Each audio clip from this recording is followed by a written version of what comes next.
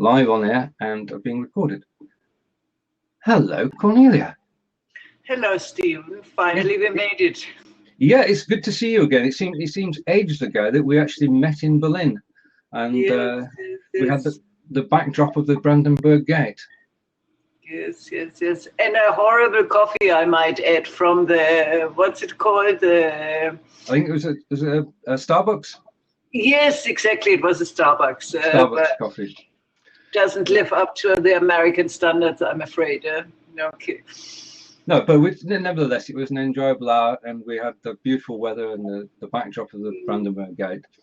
Right, now, we're here today to discuss your upcoming book, but I want to take you back to when you began, because you didn't begin in cookery, did you? You began as a journalist. Oh yeah, that was a long time ago. You know, after I left high school, I went to study for a bit, but I never really knew what I wanted to do. And so I met an elderly journalist, and he told me, why don't you do journalism, because it's always something different. So I thought that was a good idea, and I went ahead. It took me a bit of time, and I learned my job at a newspaper. You know, that was a normal way then back in Germany in these days. It was middle of the 80s. Okay, yep.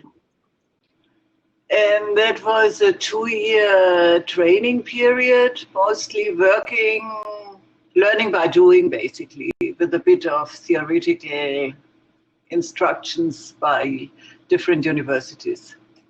And you then went on to become a journalist with newspapers in your home country of Germany.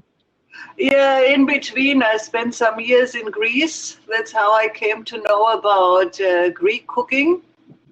Actually, I fell in love with a Greek guy, and I married him, stupid as I was, and I ended up for 2 years in Greece, but then we moved back to Germany because we just didn't manage to carve out a living in Greece. And in Germany, I had my profession. So after a 2-year break, I started back from zero, and I worked my way up to a rather decent position at a newspaper in Regensburg in the north of Bavaria. And now you're based in Goa. Yes. What attracted you to Goa? Actually, you know, it was not a plan that I ended up in Goa. I got divorced from this Greek husband, and I decided I need a break to sort out my life. This was in 92. So I was in holidays in Goa, and then I heard some people talking how much you pay for motorbike, and it was very, very cheap these days. I mean, you could have a motorbike, a decent Enfield Bullet for $2,000, no problem. Yep. So I decided somehow, that was like an epiphany. I decided, okay, I take a break from everything. I buy a motorbike and I drive 2 years through India. And I'm a bit crazy, and so I tend to go for it. I mean, I'm a bit courageous, and then I realized how much all this entails, and then I'm already in over my head, so I have to go through it. So that's how I ended up in Goa with a motorbike that I could not drive, because I never rode a bike before India. Okay, wow. So that was an adventure. Yeah, it was quite adventurous. Yeah. But it was quite a nice time then. That was beginning of 94, and I asked a German friend of mine to buy the motorbike for me in Delhi, because he was a biker and he knew about bikes here, and his hobby was to buy old bikes in India. So he bought this old army bike for me from the year 1972, and he restored it. And then from Delhi, we put it on a train, and we went down to Goa by train. And then in Goa, I learned to drive my motorbike, which was quite an undertaking, because it doesn't have an electric starter. It only has a kick starter. Right. In the first 6 weeks, I suffered and I suffered and I suffered because I never managed to kickstart this bike. You know, it just refused. I mean, I was sweating under the sun. You know, Goa is a tropical country, so whenever you try to start a bike, it's quite a sweaty enterprise. And I mean, I don't know how many times I tried to kick my bike to life, and the first 6 weeks was just a disaster. But that was also when I met my husband, my now husband. So right, he was one of the guys who always helped me to start my bike. You know, I mean, that was a rather humiliating experience, because, you know, whenever you're in public, then you got all these guys, you know, you're a woman, you know, you're a woman alone, and everybody's looking at you, and you see that this woman, oh no, she cannot make it, and in the end I always had to ask a guy for help. So yeah, but I went through it. So after a while I finally somehow learned to kick the bike to life. And then I drove through India for 2 years. And in the end, I ended up with my husband. And that's how I ended up in Goa, because we both liked it here. And my husband, he got some income from rented properties in Italy. He's Italian, my husband. Somehow I like it, Mediterranean man. And yeah, that's how I ended up here. It was not planned at all. It was just how life happens. Indeed. Life it's a journey, and in your case, it meant traveling around India and discovering. Did you discover food? Your love of food. Where does that come from? Because it shines through in everything you write. I have a long-standing love-hate relationship with food. You know, when I was a teenager, I had a brief stint with anorexia nervosa. When I was 16 years old, I starved myself for I don't know, for 1.5 years or so. I mean, I'm 175 meters tall and I had 49 kilos. So I was really, really super skinny. So I was obsessed with food, and like everybody obsessed with food, I learned everything about it. And then luckily, somehow in the south of France during holidays, my body took over, and this anorexia disappeared, and I took some kilos because I could not resist the crepes with the chocolate sauce and the chantilly, and yeah, that was the end of the anorexia. And then I went in the other direction. I had this binge eating for some time, and then when I got married with my husband, when I got settled privately for the first time, somehow this disappeared. And then when I got divorced, you know, before I came to India, when I decided to divorce, all of a sudden this binge eating reappeared. But then it was very well known that eating disorders are mental disease. So I got psychotherapy, for which my health insurance paid.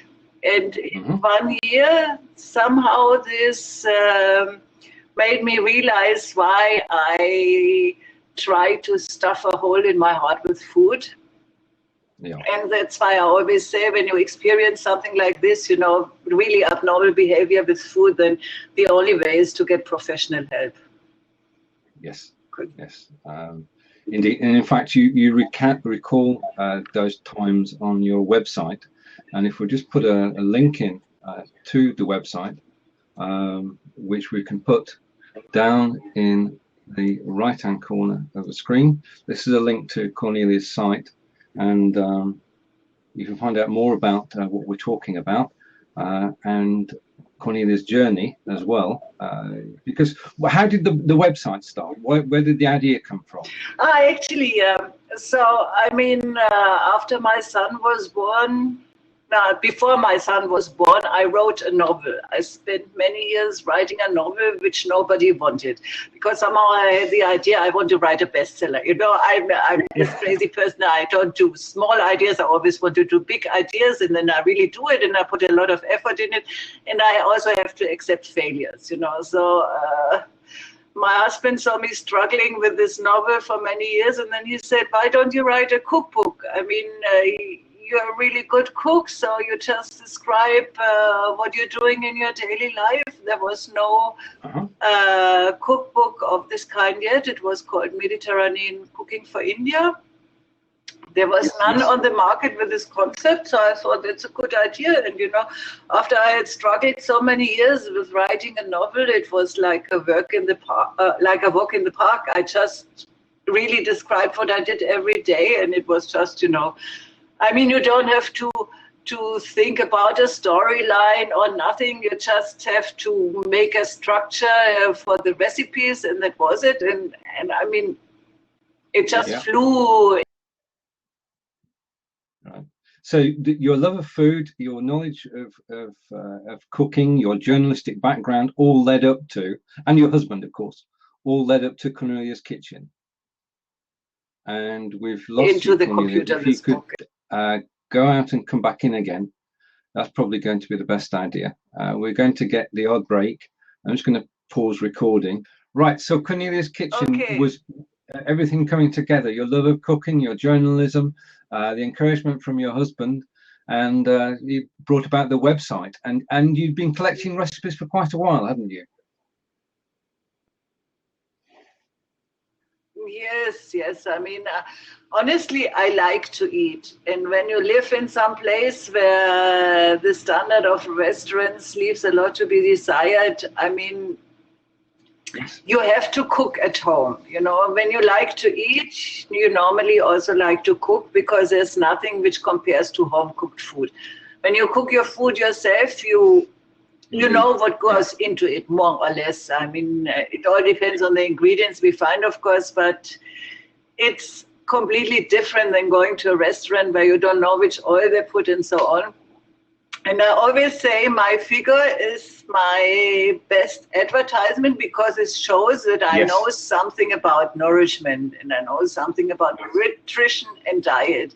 And I'm around 60 kilos. And I keep my figure with our diet, and everybody always says that for my age, you know, see all the wrinkles. For my age, I got a really good body. So okay, so yes, and from the website came your first book, award-winning book.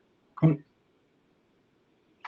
My book came first, and I wrote the book without having a publisher. And then instead of spending much energy and time and risk frustration, like I did with my first book, I decided I'd turn my book into a website. And so these were the days when you still needed a website designer. So I invested quite a bit of money to make a nice website. And it's still there. Unfortunately, it's not really up to date, because it's not very mobile friendly, but it's still okay. It's a nice website. I have a blog also, and I got a Facebook page, and I got I don't know, I'm all over the internet. I'm on Twitter and so on, so people can find links to my recipes everywhere. Right. So it's not a problem. Where did the idea for Cooking for Happiness come from? Oh dear. Oh, right, okay. I don't even remember. Well, okay. You know. Okay. But you know, when I wrote 2 books, and both books got the Komova Cookbook Awards, and when I finished the second book, I was looking for a new concept, and somehow this came into my mind. You know, I cannot really follow back what gave me the idea, but I somehow, you know, the really good things, they come by themselves. They develop automatically without you having to force yourself or to really think too much about it. And just the concept was there. And the concept for this new book is also quite unique, I must say, because there's none other book so far on the market. Because I tackle the subject from 2 directions. I write about the proper nourishment for the brain. And I write also about comfort food, you know, all this stuff which makes us go yummy and which is naughty, like lasagna, like chocolate, you know, also oozy stuff, you know. So I write about everything. And I say, when you nourish your body properly, you can also be naughty once in a while. And okay, so you mentioned. And at this point, I also like. Yeah, sorry, sorry. Go ahead. You mentioned there that you cook for yourself, because of where you are. What's the ideal kitchen for you? Because you do cover on your website the perfect kitchen. What's your perfect kitchen? Actually, my perfect kitchen is pretty much the kitchen which I have in my house. It's a kitchen which is not too big, where everything is in easy reach, where you're well equipped. You need a very nice big oven, you know, not this tiny size. You need a really big one so you can cook also for many people. Then you need a hob over it. Then you need a good dishwasher. That's essential. I mean, kitchen without dishwasher just doesn't cut it, I think. Then you need 2 really big sinks. You know, the best is in a corner. And a big sink, so you can really load big dirty pots inside, so you can just chuck it all in and leave it there, and it's out of the way and you don't even see it. So I got these 2 stainless steel jumbo sinks in my kitchen. Then I got a big, really big fridge also. And I got plenty of working surface in granite, which is also good because it's very easy to clean and it's hard, and you can put hot stuff on it without having to think about that it might melt. So, yeah. And I got plenty of kitchen cabinets also, so I got plenty of place to put things away. Right. And you talk about the work triangle.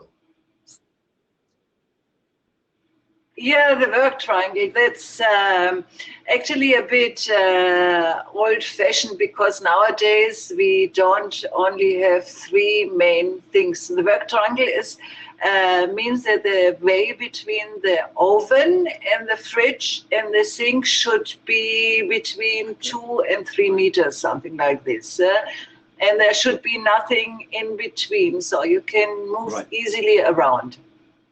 But nowadays we have also a microwave, and then many kitchens, they also have a kitchen machine which is in a fixed position, so a work triangle might turn into a work rectangle, or even with more ways. But somehow you have to make sure that everything is easy accessible and that the distances between all the different things are not too big. Kitchen equipment, the equipment that you actually use, I mean, that has changed over the years, presumably, because we've now got a lot of equipment which makes things easier.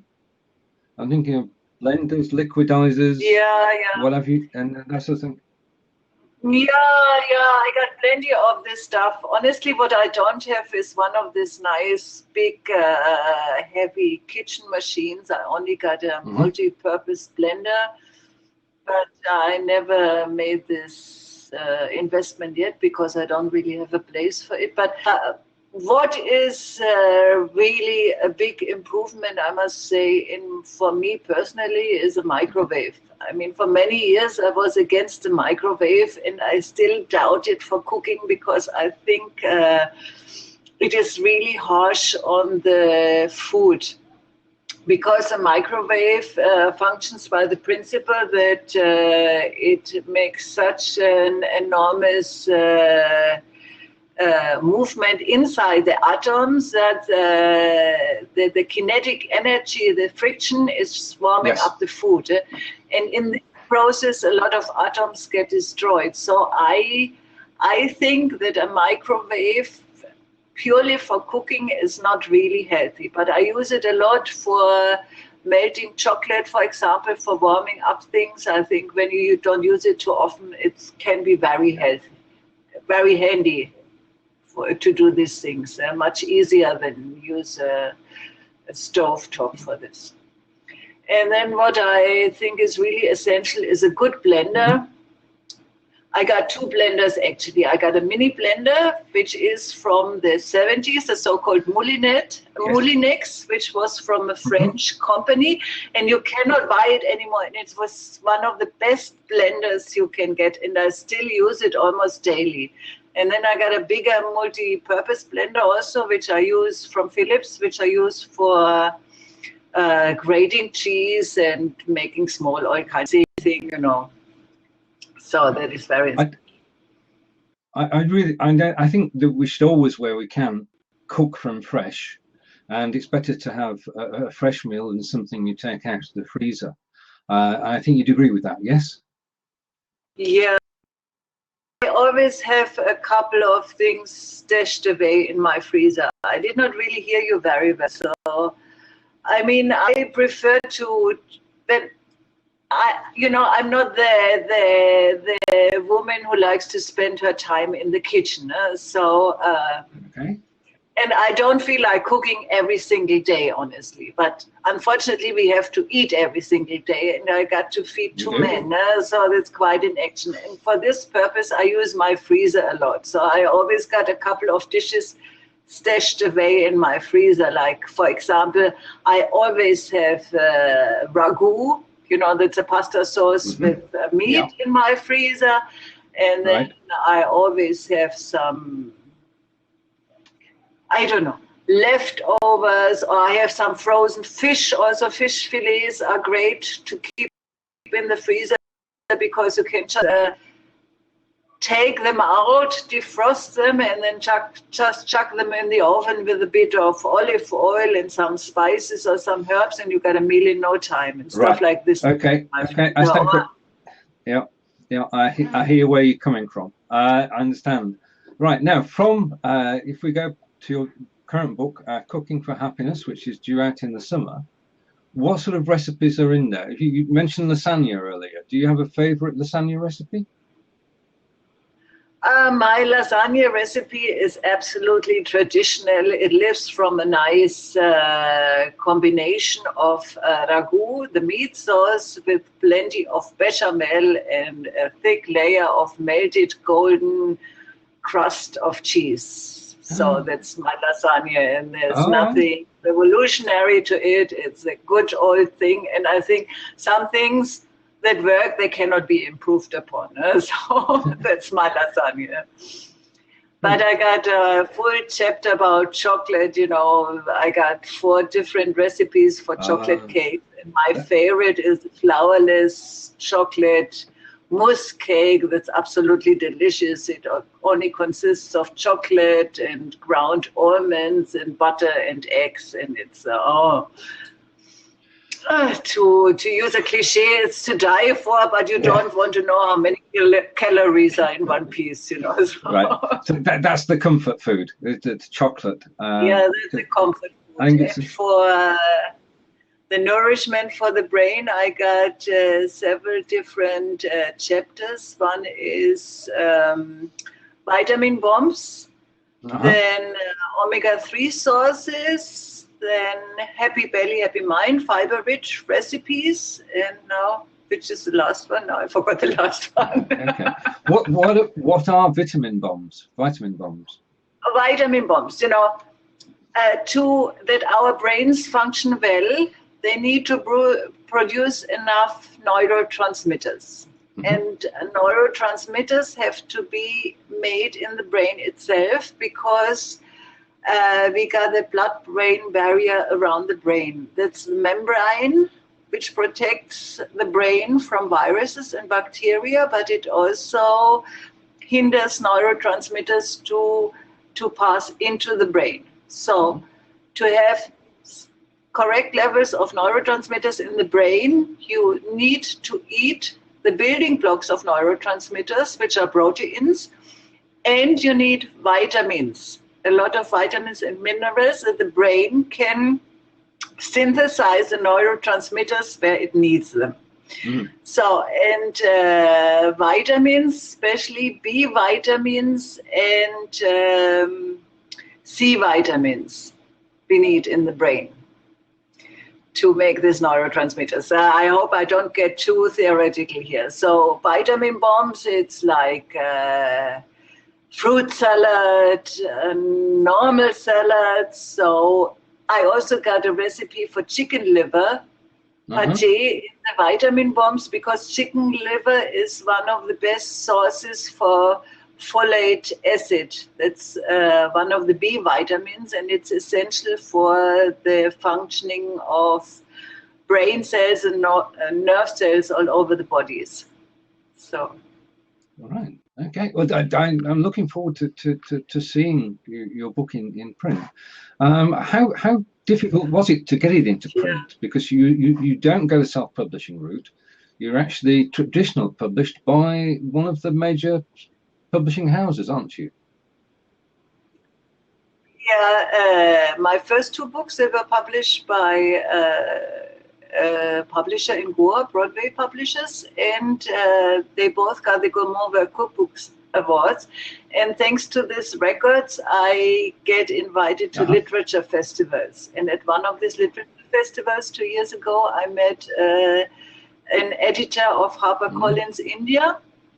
And, you know, I pitched my book to her. It was just getting finished at this point, and she really liked it. And then I just sent her the concept, and then I sent her the manuscript, and they really liked it. And then, of course, they wanted it completely rewritten, but okay. Right.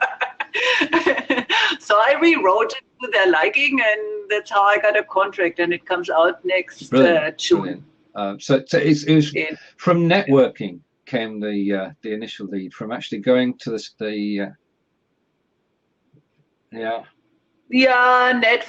but I mean, it's years and years of work somehow who finally paid off, because I wouldn't have gotten this contract if I would not have a good track record. So you became an overnight success after years of hard work. No, I wouldn't say overnight success, because the book is not out yet. You can say this when it's sold for 1 million copies. Okay. I look forward to celebrating that. We'll definitely have a blab about that. Now, coming to, we've talked about the food for the brain. What's your favourite comfort food? We've done chocolate, my favorite comfort food.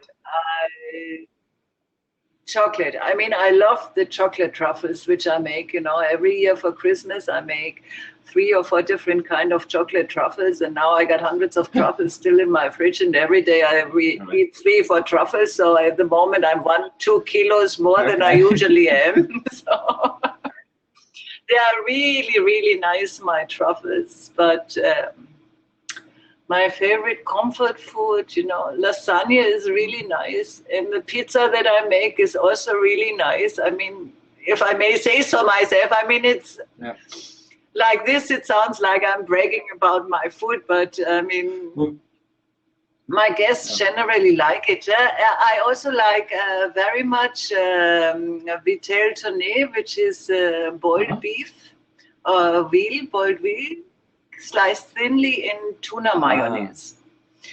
Very, very naughty because you need tons of tuna mayonnaise. But it's a classic recipe actually from Italy. Brilliant. I love Italian food. I not only love Italian men, I also love Italian food, I must say. I think I prefer Italian food to French food because it's simpler to execute, and it brings out more the original taste of the things. Of course, the French, they also got some wonderful recipes, you know. And fish soup is also one of my favorite dishes. What? Very good for the brain.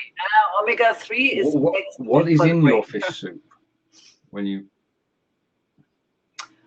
in my fish soup is what I find easily here, and these are prawns, these are calamari, and fish.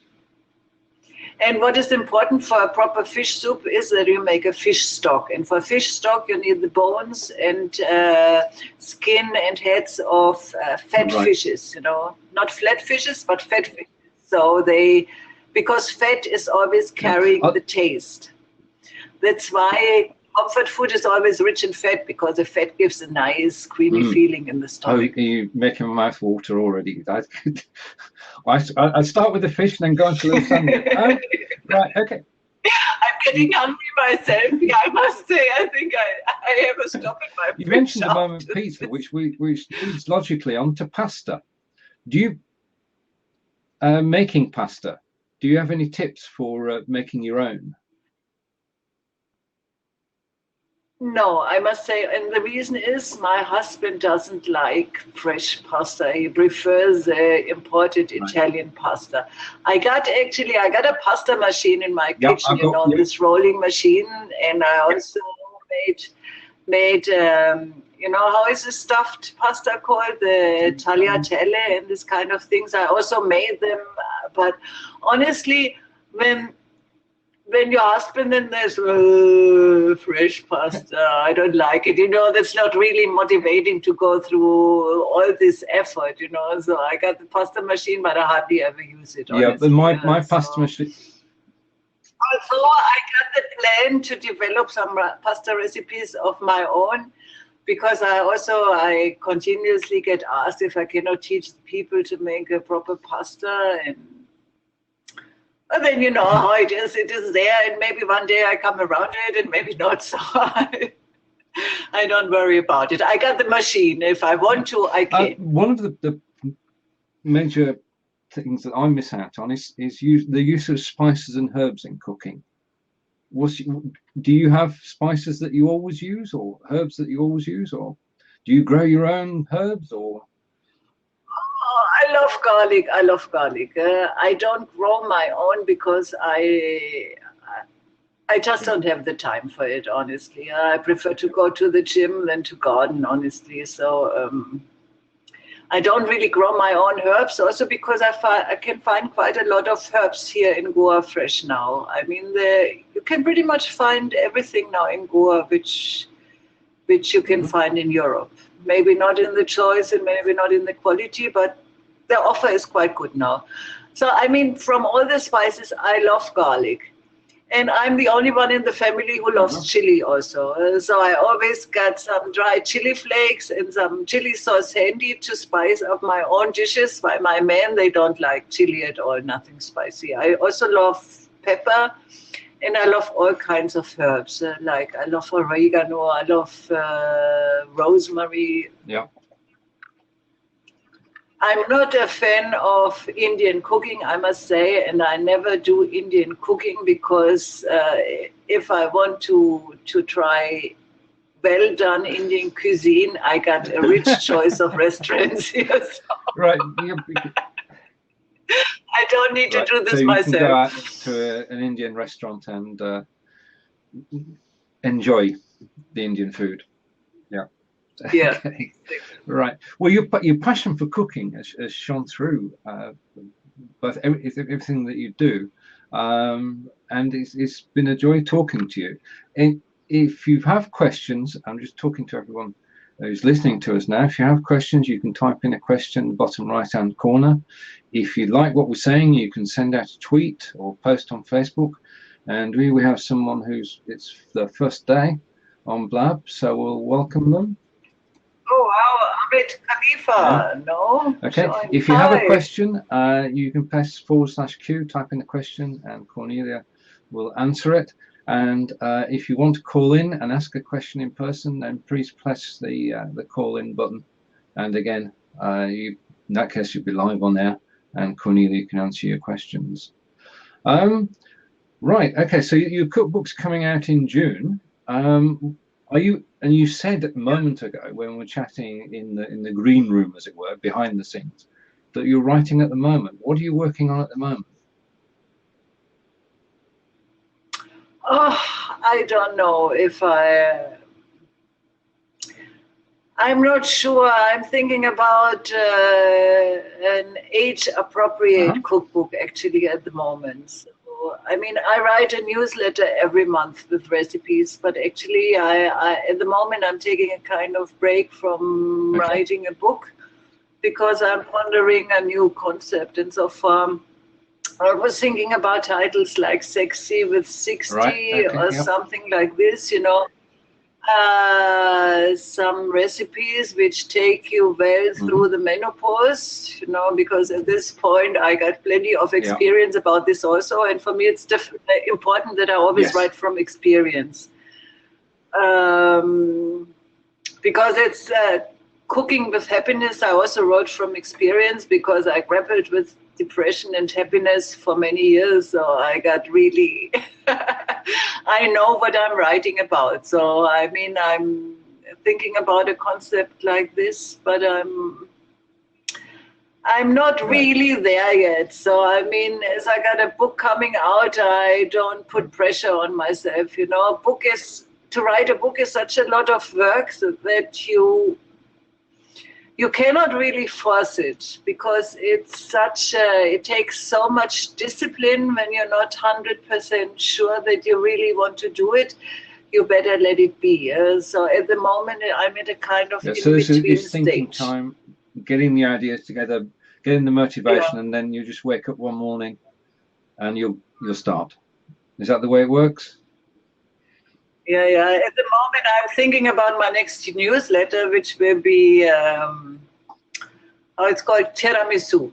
My next newsletter will be about tiramisu. So the next days I have to do it, and I have to make the biscuits which you need for tiramisu. I have to make them from scratch, because this is one of the things I cannot buy here. So this is what keeps me busy at the moment. Yeah.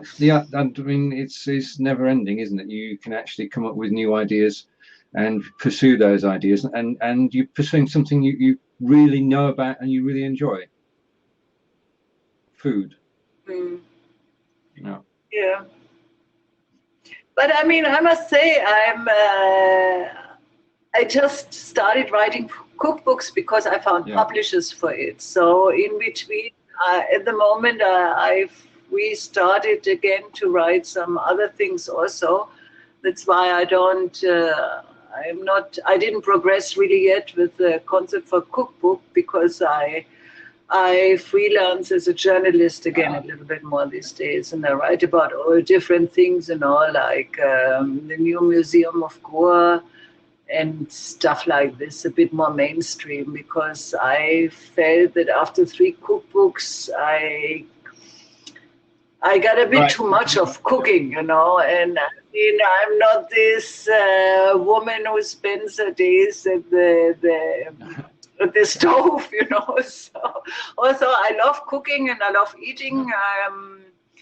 I think at the moment I still need a little break from it, maybe half a year, and then when the cookbook is out, I think seriously about it. And you're obviously involved in local Goan life and the Goa Writers Circle. Yeah. I try. I mean, I'm interested in what goes on around me, and actually Goa is quite a fascinating place, because it has a cultural scene which is flowering at the moment. You know, 10 years ago there was about 1 or 2 art galleries. Now we got tons of art galleries, and serious ones too, and there are happenings all the time, and it's quite fascinating. For example, on Thursday we'll go to an art center, and there's a happening. Somebody is drawing live during 1 year, and it makes part of an art festival, and then it's quite interesting at the moment, art-wise in Goa. Wonderful. Well, it's been a pleasure talking. We've spent 40 minutes, amazingly. Kornelia, and okay. So what I'm going to do now is, if you'd like to thank everyone who's come along, and then. Yeah. Thank you very much for everybody watching us, and I'm looking forward to share this, and I hope maybe some people, they will also give us some feedback, except actually, I would love to hear from people what is their favorite food, and also what interests them most about cooking. So if anybody would like to tweet me or to send me a message, I would be most grateful for this. And and thank you very much, everybody, for watching.